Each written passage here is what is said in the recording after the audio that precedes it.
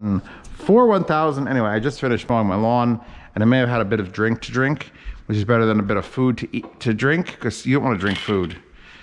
You can.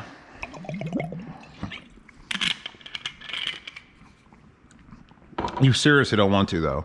So this box contains some used amplifiers from the 90s, and I bought them on Facebook Marketplace, and actually my friend bought them for me, as I don't have a Facebook Marketplace account that is less than stupid, you know, just Z Reviews. There is a Z Reviews Facebook channel.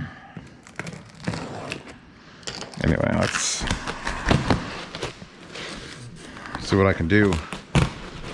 I was like, I didn't order any nightstands, and boom, I didn't order any nightstands. Instead, you know what? I don't even know how the fuck this happened. I think it was Turismo King 89. He's been here he unboxed the big seats with me. If that hasn't happened yet, it should have happened.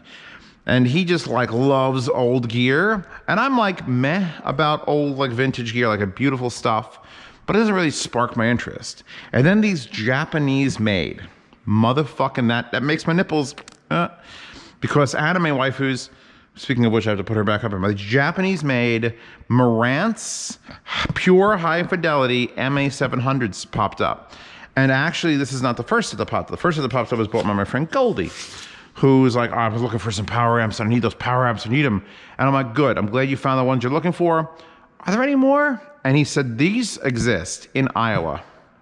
The other ones were local. He actually got to pick them up. These, however, existed in Iowa with a little bit crushed here. Hopefully they're fine.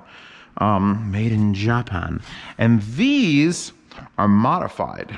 These are not stock. The stock ones have the power cord attached, which is like the... Who in the 90s thought that was a good idea? Let's just attach the power cord. Just tie it up in a wire tie and carry it around for the rest of your life. These have IEC adapters, and they've had their caps updated because in the 90s, like things wear out. And if you got an original set and it works great, by all means, but I would actually use these for things in this house.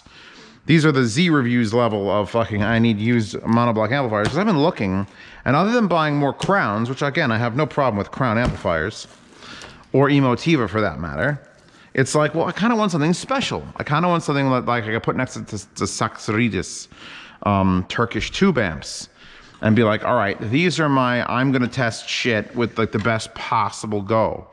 And I think these are 200 watts per channel each into 8 ohm, and then more power into less ohmage. Please don't fall out of the box for some reason.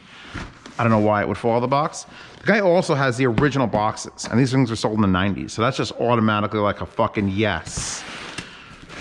I don't know if he was the last person to own them, or if someone else owned them previous to him. I'm gonna take this out of the way. We're walking, we're dropping. When the FedEx lady dropped it off, I'm like, who the fuck sent me a cabinet? Because it's loading a cabinet box, which I approve of the packing in the original packaging and then in another box, that's good. This is always the problem though, because fucking FedEx delivered it. And the last vintage fucking amplifier that FedEx delivered, hold my knife like this as I think about FedEx. The last vintage FedEx delivery was, I'm gonna put the light on here, this Pioneer, which had some damage right there. The whole fucking thing is broken and it's just bent.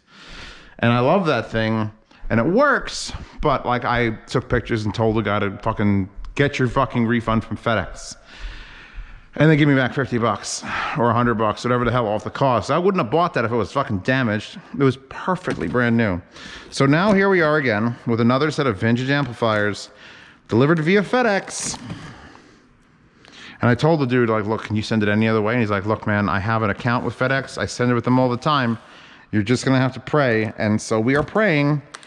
I'm not sure if they were crushed like this. There's a couple misshapen parts of these boxes. We will see though, we will see how they held up. If you pack something well enough, you could ship it by like fucking Dodo Bird. Dodo Bird could drop it over and over again. Well, that's smaller than I thought it would be. A little small thing. Oh, how much did I pay? I guess I should probably inform you of that. I think I paid, was it 800? Was it 750? I don't know. I think with shipping, they were under $400 a piece. Maybe with shipping, they were slightly over. They're not cheap. Like, here's the thing. You think you're going vintage, and I'm sure they were like $1,200 each new back in the 90s. Well, this one even has the fucking, it's got the grounding wire and a shitty RCA and a slightly less shitty RCA with the instruction manual. God, that smells vintage. That literally smells vintage. Am I gonna keep these boxes? Probably not. That's the thing. That kind of makes me upset though. I do have an attic space. It's up above the guest bedroom that I don't like use, but I wouldn't want to see these kicking around my basement for the rest of time. Oh God, it may not be worth keeping those. Oh, yeah, that's supposed to be a single piece. All right, I'm gonna do that thing where I've lifted off the table and let the box fall. I just don't want things to like screw me up, so it's, where's the heavy part? There's the heavy part.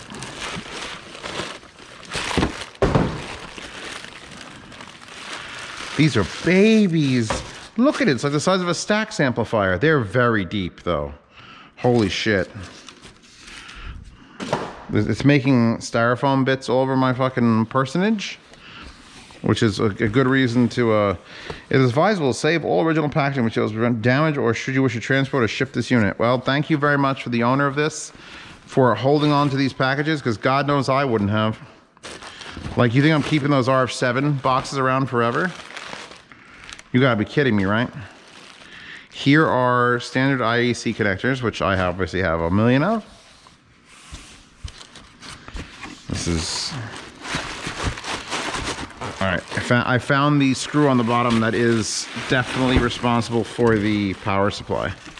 So, put this down. I don't know, something about Japanese made, slightly updated and otherwise brand new looking vintage amplifiers. Oh, and I love the form factor because they're so fucking weird. Like the Event Horizon.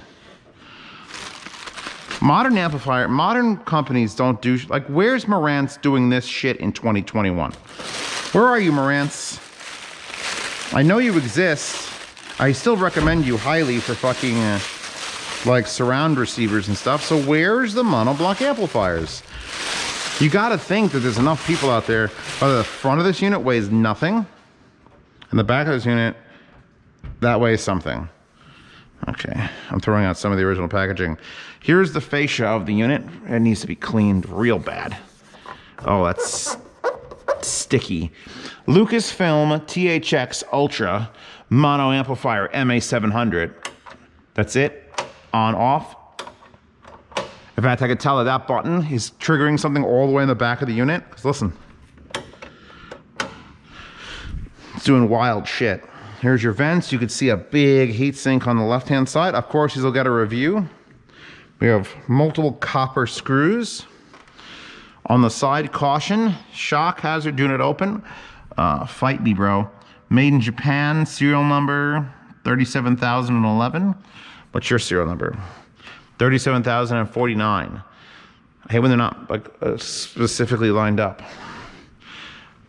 Here are your 5-way binding posts, which actually should take bananas. Here is your IEC outlet. Otherwise, this would not have that. This one's a little loose, actually. I don't know if I like that that's moving. Should be fine. I actually didn't look at the back of these. I heard what they were. I heard the model number. I heard what the vintage were. I heard that these were modified and had newer caps. And I'm like, buy them. Buy them. Here's the original power. Here's the new power. We've got fuses, we got minimum 4-ohm speaker system, input level with THX reference point at maximum or at the horizontal. That's weird. You've got an invert output. I don't know what that means. You got a BTL master slave. You've got video, external connector and video, 5 to 13. Don't know what that's for. You got remote cont, system out, in and out. No idea. No idea how this works. Thank God it comes with a fucking manual. At least one manual. I didn't see the manual in the other one. So yeah, no, these two motherfuckers are gonna end up powering stuff in the Z Reviews lineup. I have no problem. Now I have an eBay affiliate link, Pasta. asked me to link you these on eBay. I have an affiliate link from eBay. That means we could do more vintage stuff, because that means I could monetize doing vintage stuff. Whereas previously, vintage stuff was just out of the goodness of my heart. But now, I'm gonna ruin eBay. We're gonna fucking ruin it, baby, together, you and me. Anyway, one of the things was, if you had 3 of these, it would fit, and let's look at the bottom actually, hold on. God, these are top heavy and ass heavy. Huge vents.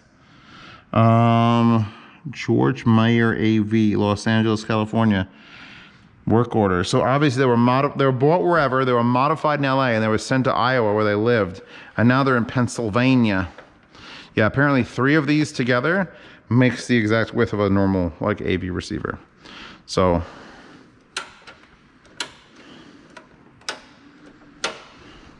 very nice. How much?